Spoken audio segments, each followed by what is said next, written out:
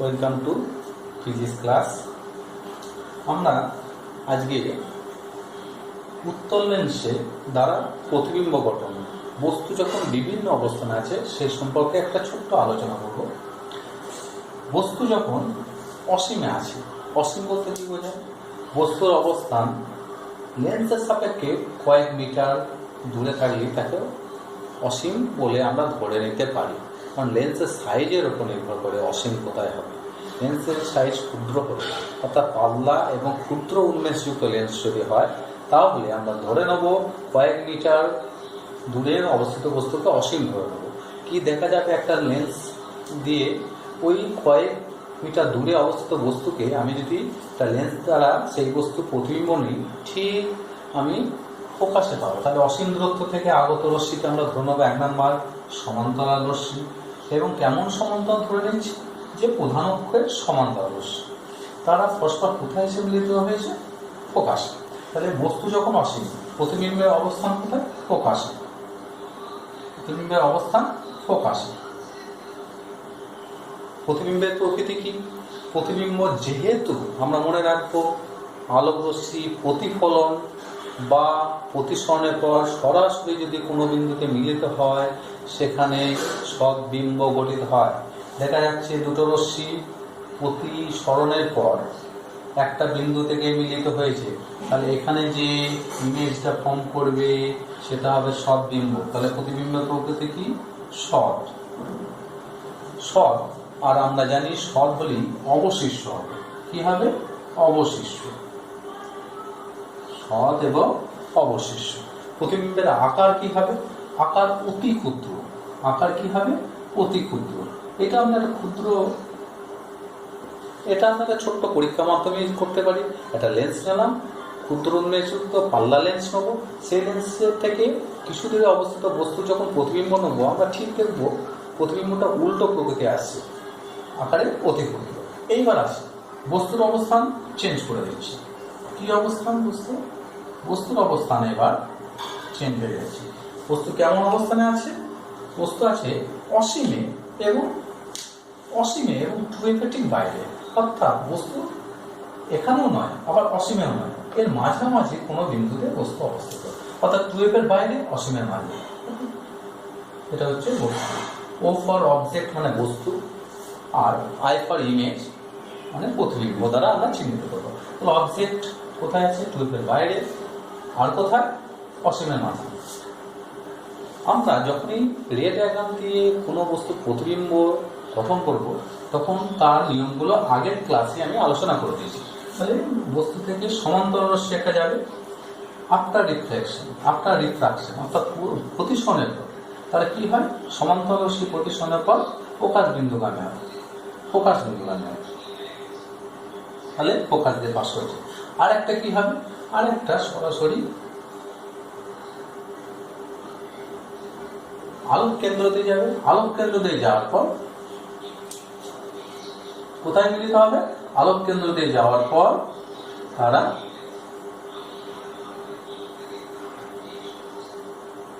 একটুটা উপরে নিয়ে এখানে মিলিত হলো। তাহলে প্রতিবিম্ব কোথায় গঠন হলো?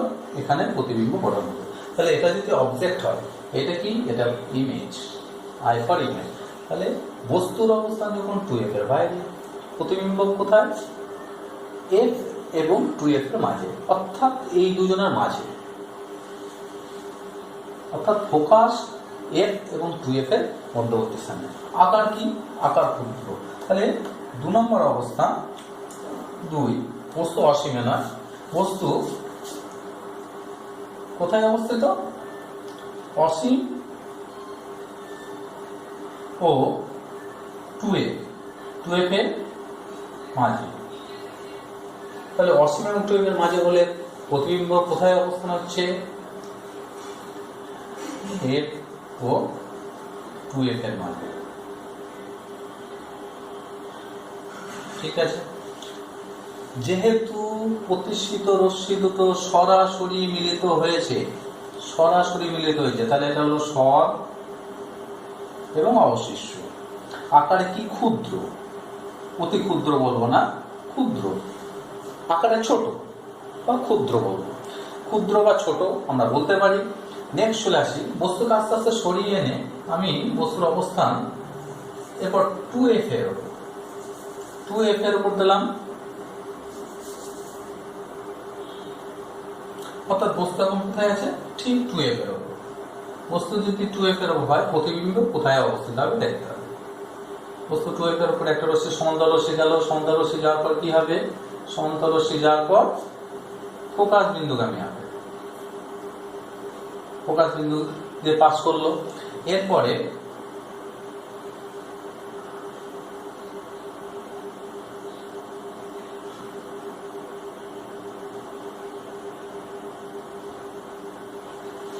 দেখা যাচ্ছে তাহলে বস্তু থেকে আমি দুটো রশ্মি নিলাম, একটা সমান্তর রশ্মি গেল প্রতিসরণের পর ফোকাস বিন্দুগামী হলো, আর একটা গেল মূল আলোক কেন্দ্রগামী আলোক রশ্মি। এর কোনো আলোক কেন্দ্রগামী রশ্মি কোনো চ্যুতি হয় না, অর্থাৎ বিনা চ্যুতিতেই সে পাশ করে যায়। এই দুটো প্রতিষ্ঠিত রশ্মি একটা বিন্দুতে মিলিত হতে হয়। নিঃসন্দেহে এই বিন্দুটা হচ্ছে এই যে অবজেক্ট, এই অবজেক্ট অর্থাৎ বস্তুর মাথাটা এখানে গঠিত হয়েছে। তাহলে তারপরে এই বিন্দু থেকে আমরা প্রধান অক্ষের উপর একটা লম্ব অঙ্কন করলাম, এইটা হলো প্রতিবিম্ব। অবজেক্ট অর্থাৎ বস্তু যদি এটা হয়, প্রতিবিম্ব এটা। অবস্থানগত দিক থেকে আমরা যদি দেখি তাহলে বস্তু কোথায়, 2f এর উপর। বস্তু কোথায় আছে, 3 নাম্বার 2f। বস্তু তো যদি 2f হয়, প্রতিবিম্ব কোথায় পেলাম, 2f। কি সৎ, কেন সৎ বলছি আরেকবার দেখে নিই। প্রতিষ্ঠিত রশ্মি সরাসরি মিলিত হয়েছে, যদি সরাসরি মিলিত হয় সৎ হবেই, সে প্রতিষ্ঠিত হোক বা প্রতিফলিত রশ্মি। সৎবিম্ব হলেই অবশিষ্ট। অবশিষ্ট মানে এটা যদি বস্তুটা এইটা থাকে, প্রতিবিম্ব এই দিকে, আমি বস্তুটাকে যদি এইভাবে নিই, প্রতিবিম্ব সোজা হবো। অবশিষ্ট অর্থাৎ বস্তুর সাপেক্ষে উল্টো হবে। অবশিষ্ট বলতে এটাই বোঝায়, বস্তুকে আমি যদি উল্টো করে এই দিকে নিই, এই ধারে সোজা করে দেবো। অবশিষ্ট ক্ষুদ্র এবং আকারে সমান। এখানে কেমন, আকারে সমান। প্রতিবিম্বের আকার কি, বস্তুর আকারে সমান। একমাত্র অবস্থান আছে 2f এর উপর, যেখানে বস্তু থাকলে প্রতিবিম্ব সেই সমপরিমাণ উচ্চতা বিশিষ্ট প্রতিবিম্ব হবে। এরপর আস্তে আস্তে যদি আমরা একইভাবে অনুসরণ করি, একই পদ্ধতি, আর আমরা লেখচিত্র আঁকছি না, বস্তুটাকে f আর 2f এর মাঝে রাখলাম। অর্থাৎ 2f এবং f এর মাঝে যদি রাখি, প্রতিবিম্ব কোথায় হবে, ঠিক 2f এর বাইরে। একইভাবে আমরা করে নিতে পারবো। তাহলে এটা আমরা পরে তোমরা প্র্যাকটিস করো। প্রতিবিম্বের অবস্থান f আর 2f এর মাঝে, এই বস্তুর অবস্থান f আর 2f এর মাঝে, প্রতিবিম্বের অবস্থান কি 2f এর বাইরে। আকারে কি, আকারে বড় হবে, এবং সরাসরি যেহেতু মিলিত হবে সেক্ষেত্রে তাহলে সেটা হবে সদ্বিম্ব এবং অবশিষ্ট। নেক্সট চলে আসি, বস্তু যখন f, বস্তু যখন ফোকাস, প্রতিবিম্ব কোথায় পাবো, বস্তু যখন ফোকাসে থাকবে তখন প্রতিবিম্ব অসীমে গঠিত হবে, সেটাও সদ্বিম্ব হবে, সেটাও সদ্বিম্ব হবে। তাহলে বস্তু যখন ফোকাসে, অর্থাৎ বস্তুটাকে আমি ফোকাসে যদি রাখি, ফোকাসে যদি রাখি কি হবে, সেটাও সদ্বিম্ব গঠিত হবে, সেটাও সদ্বিম্ব গঠিত হবে। কিন্তু সেই বিম্বটা কোথায়, প্রতিবিম্বের অবস্থান কোথায় হবে, প্রতিবিম্বের অবস্থান হবে অসীম, আলো প্রত্যাবর্তনশীল। একইভাবে আমরা ভাবতে পারি, আলো যেহেতু প্রত্যাবর্তনশীল, বস্তুর অবস্থান এবং প্রতিবিম্বের অবস্থান একে অপরের সাপেক্ষে। বস্তুর জায়গায় প্রতিবিম্ব, প্রতিবিম্বের জায়গায় বস্তু রাখলে আমরা বস্তুর জায়গায় যেখানে প্রতিবিম্ব গঠন হলো সেটা যদি বস্তু রাখি, প্রতিবিম্বের জায়গায় বস্তু, যেখানে প্রতিবিম্ব আছে সেখানে বস্তু হবে, যেখানে বস্তু আছে সেখানে প্রতিবিম্ব গঠন হবে। নেক্সট চলে আসি আমরা বস্তু ফোকাসে। ফোকাসে থাকলে কোথায় হবে, প্রতিবিম্বের অবস্থান কোথায়, অসীম। প্রতিবিম্বের প্রকৃতি কি, সৎ এবং অবশিষ্ট। প্রতিবিম্বের আকার কি, আকার অতিমাত্রায় বিবর্তিত, অতিমাত্রায় বিবর্তিত। নেক্সট চলে আসি যেটা তোমাদের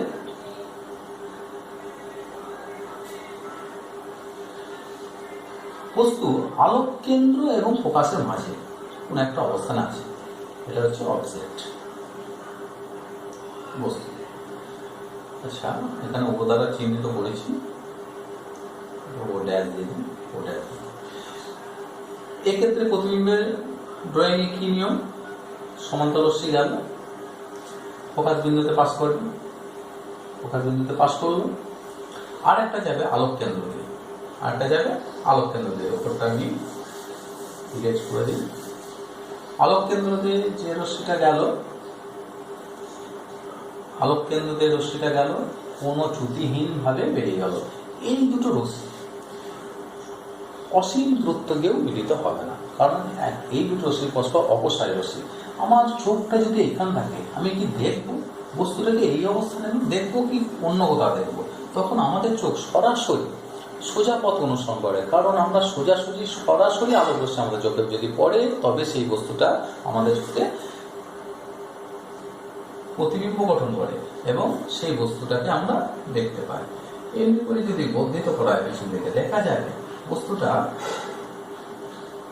পিছন দিক থেকে কোনো এক বিন্দু থেকে বস্তুটা, অর্থাৎ লেন্সের পিছনে মনে হচ্ছে যেন এইখান থেকে বস্তুটা আছে, এইখানে বস্তুটা আছে। অর্থাৎ এই বস্তুর প্রতিবিম্ব হলো এটা হলো ইমেজ। কার ইমেজ? এই বস্তুটার ইমেজ বা প্রতিবিম্ব। ইমেজটা বৈশিষ্ট্য দেখা যাচ্ছে। প্রতিষ্ঠিত রশ্মি কোন দুটো? এই দুটো প্রতিষ্ঠিত রশ্মি দুটো কখনোই মিলিত হবে না, কারণ এটা অপসারী, ডাইভার্জ করছে। এরা কোথায় মিলিত হচ্ছে? এরা মনে হচ্ছে যেন এই বিন্দু থেকে অপসৃত হচ্ছে। যেহেতু ওই বিন্দু থেকে অপসৃত হচ্ছে ওর মনে হচ্ছে, সেই জন্যই এটা হচ্ছে অসৎবিম্ব। আমরা আগেই বলেছি, সৎবিম্ব হলে প্রতিষ্ঠিত বা প্রতিফলিত রশ্মি মিলিত যদি হয়, এটা কখনোই মিলিত হবে না। আমাদের চোখ কি সোজাসুজি দেখে? তাহলে আমার চোখ কি দেখবে? মনে হবে যেন এর মাথা, বস্তুর মাথাটা এইখান থেকে আলোক রশ্মিটা আসে। তাহলে একমাত্র আলোক কেন্দ্র এবং ফোকাসের মাঝে যদি বস্তু থাকে, প্রতিবিম্বটা কেমন হবে? প্রতিবিম্বটা তাহলে এক্ষেত্রে বস্তুর অবস্থান কোথায়? আমরা যদি বস্তুর অবস্থান বলি, এর ক্ষেত্রে ফোকাস এবং আলোক কেন্দ্রের মাঝে। প্রতিবিম্ব কোথায় গঠিত? লেন্সের যে পাশে বস্তু সেই পাশেই প্রতিবিম্ব। 3 নাম্বার চলে আসি, প্রতিবিম্বের প্রকৃতি কি? প্রতিষ্ঠিত রশ্মি দুটো মিলিত হয়নি, তাহলে প্রতিবিম্ব প্রকৃতি কি হবে? প্রকৃতি হবে সৎ নয়। এক্ষেত্রে এই প্রতিবিম্ব হবে অসৎ প্রতিবিম্ব। অসৎ প্রতিবিম্ব আর অসৎ হলে কি হয়? বস্তুর সাপেক্ষে সোজা হয়। সোজা বলতে আমরা সেটাই বলবো, বস্তুর সাপেক্ষে সোজা হয়। আকারে কি? বিবর্ধিত।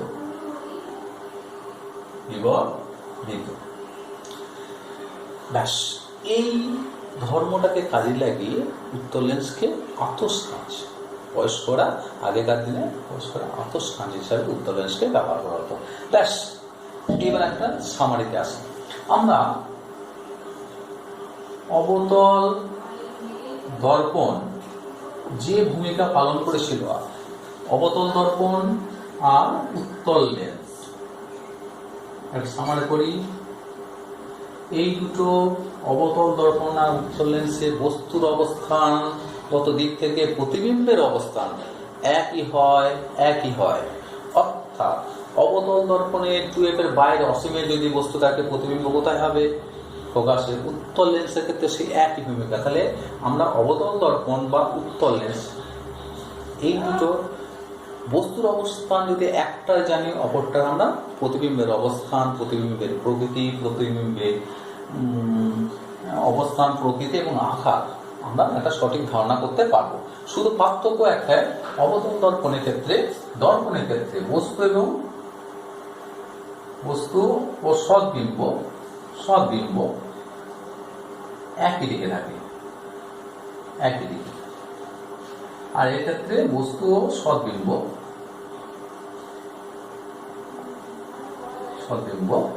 বিপরীত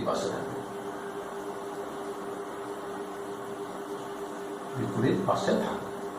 এই পার্থক্যটাই শুধু আছে, বাকি সব অবশ্যই অবতল দর্পণে প্রতিফলনের উপর ভিত্তি করে প্রতিবিম্ব গঠিত হয়, আর উত্তল লেন্সের ক্ষেত্রে প্রতিসরণের। এইবার আসি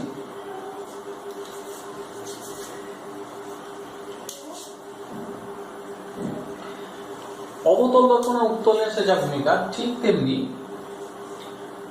উত্তল দর্পণ ও অবতল লেন্স এই দুটোর একই ভূমিকা। কি? উত্তল দর্পণ বস্তুর সব অবস্থানে কি হয়? অসৎ বিম্ব। এরা সবসময় কি বিম্ব গঠন করে? অসৎ বিম্ব। তাহলে অসৎ বিম্ব। উত্তল দর্পণ বস্তু যে কোনো অবস্থানে অসৎবিম্ব গঠন করে, অবতল লেন্সও বস্তুর যে কোনো অবস্থানে অসৎবিম্ব গঠন করে। তবে এটা ঠিকই, আর একটা আছে, এদের ক্ষেত্রে ব্যতিক্রম আছে, ব্যতিক্রম বলবো না, অসৎ এদের ক্ষেত্রে এরা সৎবিম্ব গঠন করতে পারে, পারে না তা নয়, পারে, কিন্তু আমাদের সিলেবাসে সেটা নেই।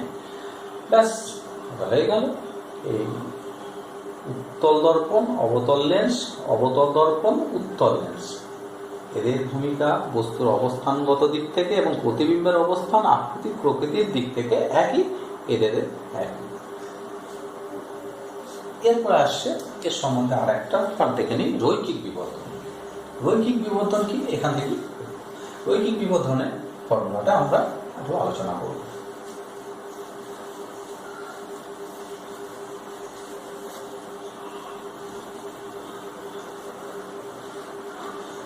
রৈখিক বিবর্ধন উত্তল লেন্সে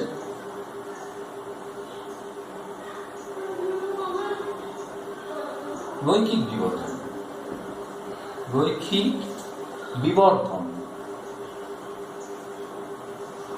রৈখিক বিবর্ধন যার এম দ্বারা চিহ্নিত করা হয়। রৈখিক বিবর্ধন এম সমান, আমরা সরাসরি সূত্রটাই মনে রাখবো। রৈখিক বিবর্ধন কি, প্রতিবিম্বের আকার, প্রতিবিম্বের আকার, ধরুন না, দেখুন প্রতিবিম্বের আকার, বস্তুর আকার H1, প্রতিবিম্বের আকার H2, তাহলে প্রতিবিম্বের আকার মানে H2 বাই বস্তুর আকার H1 সমান আরেকটা ভাবে চিহ্নিত করা হয়।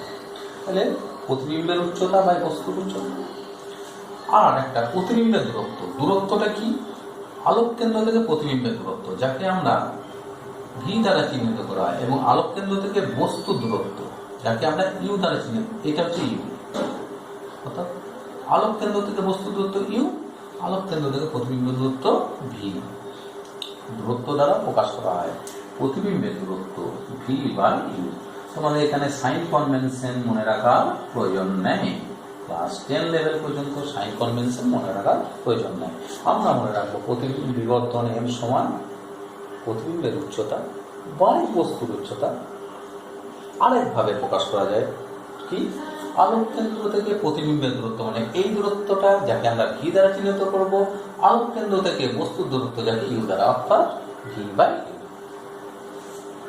এই সম্বন্ধে কিন্তু তোমাদের কিছু নিউমেরিক্যালস করতে হবে, পরের ক্লাসে আমি নিউমেরিক্যালস গুলো তোমাদের দিয়ে দেবো।